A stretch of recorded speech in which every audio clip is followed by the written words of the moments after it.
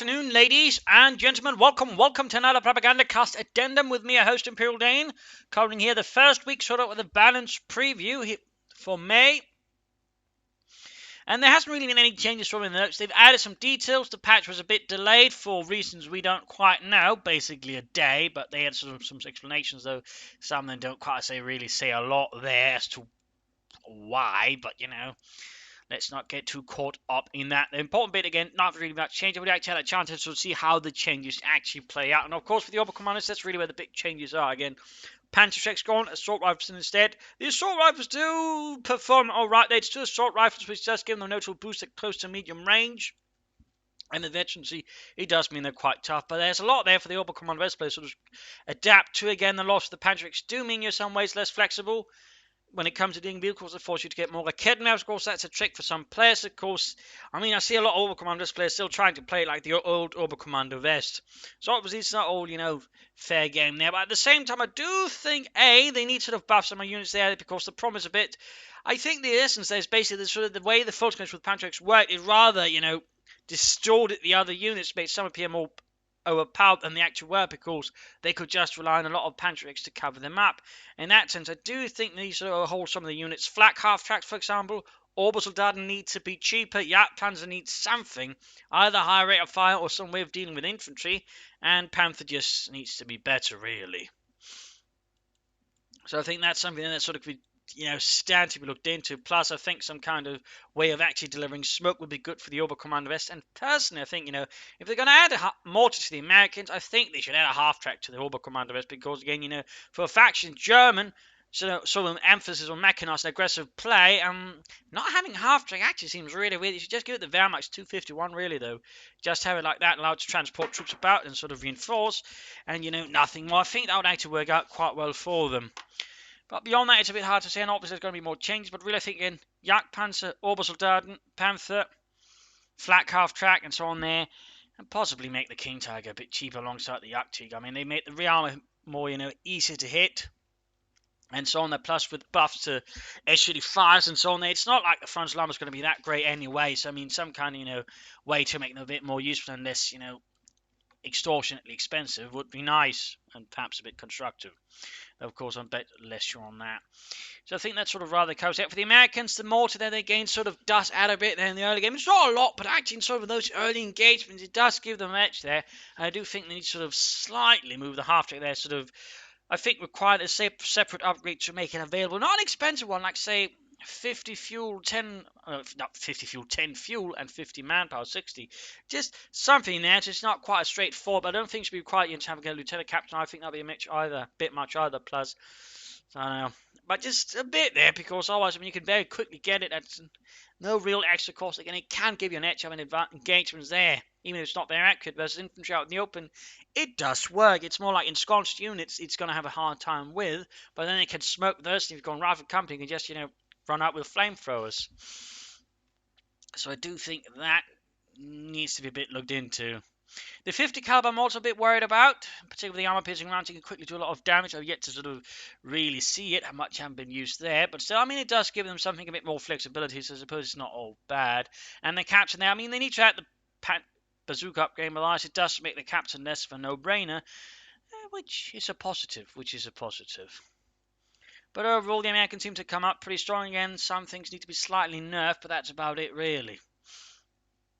For the Brits, I haven't really seen them much in play. Most of the stuff they sort of got buffed is rather, doctrinal, a bit more up to the side sort of play there, and haven't really managed to see them much. Most players have sort of focused between Oberkommando West Americans or Soviets. And of course, it's sort of the other big one there that sort of really had some changes with their penal troops.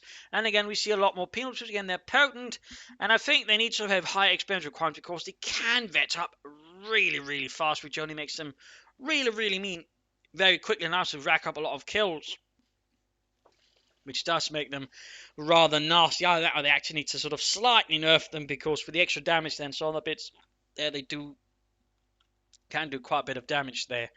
So that might need some slight looking into as well. And of course, the H-85 gives us sort of better responsiveness. Here we have the new T-34 again. Also just gives them more punch, more aggressiveness, can sort of better deal with infantry.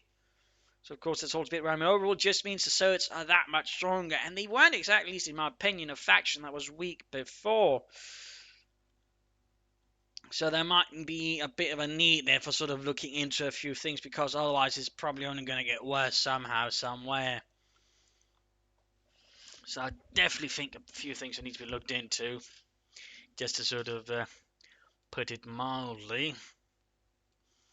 I'm not saying, they should lose the buffs, they should farm T35, but they need to look into some other elements, like, say, some of the support units again, which are very tough and durable and difficult to deal with. I think they need to look into it, because otherwise you can make the Soviets really too strong. And that's definitely going to be a worry there, and something that needs to be looked into, in particular when you consider the Oberkommando West lacks sort of a lot of tools to sort of deal with what the Soviets can actually bring to the table if they decide to. Also, they need to sort of do the health buff to the sniper. That just doesn't make any sense. It basically means their Soviet sniper team has 50% more health than any other sniper, and rather undoes the whole thing of, making them easier to kill. So that's not what I'd describe as a particularly wise idea. Let's just put it like that. Let us just put it like that. And then we have the Wehrmacht. Not so much there, really. I mean, the Flame for half track is cheaper to get, which is nice, but I wish they'd actually done something about the base half track, make that a bit, more survivable, a bit more useful at supporting infantry. That would have been nice. And as the tech change, I really haven't seen so much effect there as of yet. And I still think the Panther needs to buff. The Panzer going to do this bundle grenade still needs to be buffed as well. Not sure why they left that one alone. That needs to be looked into, to be honest. But beyond that, not so much to say about the Wehrmacht at the moment. I mean, overall, again, their struggle is probably going to come around to it again. The Allies have gained several early game buffs, which again really sort of going to compound the issue there. Again, the Wehrmacht sort of can struggle in the early game unless they're played really, really sharply. So that's definitely going to cause some problems, I fear, to put it mildly. Though, of course, we'll have to see how that actually works out. Of course, there's still hopefully more changes to come. The Sturmpanzer does seem a bit more effective now. That's a positive. That's very much a positive. Very nice. So, I mean, yeah, thumbs up there. But beyond that, I'd like to see, again, some slight change to the 251, preferably some kind of buff. Again, Panzer going to do button grenades, and Stormtrooper button grenades for that matter, need to be buffed as well. Otherwise, yeah, that could end up being a bit ugly, to put it mildly. But beyond that, I mean, overall, sort of looking at, I mean, it's overall, I suppose, a bit of success. Again, it just is a bit slanted towards the Allies. They get a lot of buffs there. Some of them necessary, but also some really unnecessary, like the IS-2 getting less scatter, for example. That one strikes me as a bit peculiar. As an example there.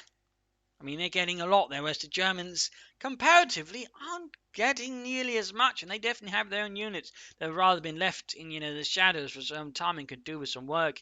Assault grenadiers, for example, could easily do with something, so they're a bit more useful than, well, at all times, really, since they're not very good in the early game, and they need a lot of veterancy, but even then they're going to struggle with getting that veterancy and sort of leveraging it anyway, so something there would be a pretty good choice. Perhaps some kind of, upgrade, maybe give them PPH-41, since the Germans did use that. That would sort of allow them to sort of, be a bit better, but without, having to be really, really super good right off the bat. So, I mean, that's an option. Certainly something to consider there for them to do.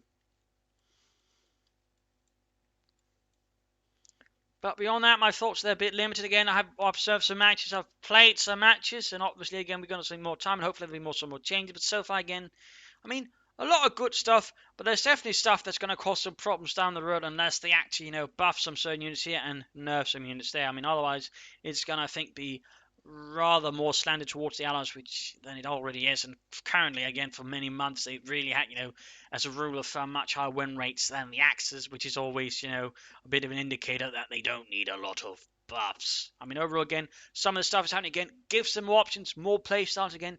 That is what we like, but some of them, might gonna be too buffed, or again, just buffs things that don't really need buffs. And again, they're not really doing the same thing with the Germans. In particular, the Oberkommando West is not getting that at all, and the Oberkommando West more than anything needs it, because they just lost their most biggest crutch there, and that's the Volksgrenadiers with Panzerschrecks. So they really need to look into, making a lot more of the Oberkommando West units viable. Otherwise, they're just going to break the Oberkommando West again. Yes, this time they've got no crutch to rely on at all. That, I think, is rather important to keep in mind there. But that sort of rather covers it for the first week of the Balance preview. Mod available here, through the Steam workshops. Just look up for Relic or just use some of the links on their forums. And of course, if you have something in comment, head over to the forums and comment there. Just, be civil about it. So this is Imperial Dane saying cheers. Thank you for watching. Hope this has been educational. And of course, perhaps giving you some food for thought as well. This is Imperial Dane saying cheers and signing off for, well, more exciting minutes. Of course, we'll be back with another one next week for more looks here at the Balance preview and hopefully some actual changes. Cheers, everybody.